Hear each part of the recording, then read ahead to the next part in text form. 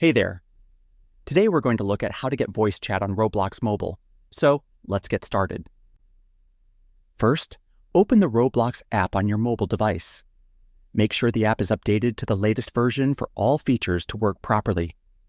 Then, log into your account and go to the home page. From there, tap on the three dots located at the bottom right corner of the screen to open the menu. Scroll down and select Settings. Then tap on Privacy. Under the Privacy section, look for the option called Voice Chat. If your account is eligible and age verified, you'll see a toggle button to enable voice chat.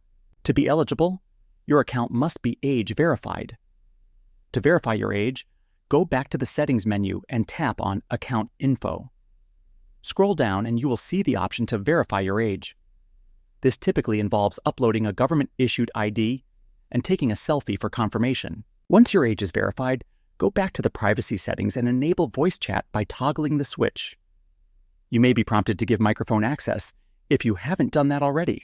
And that wraps it up. Appreciate you watching. See you in the next one.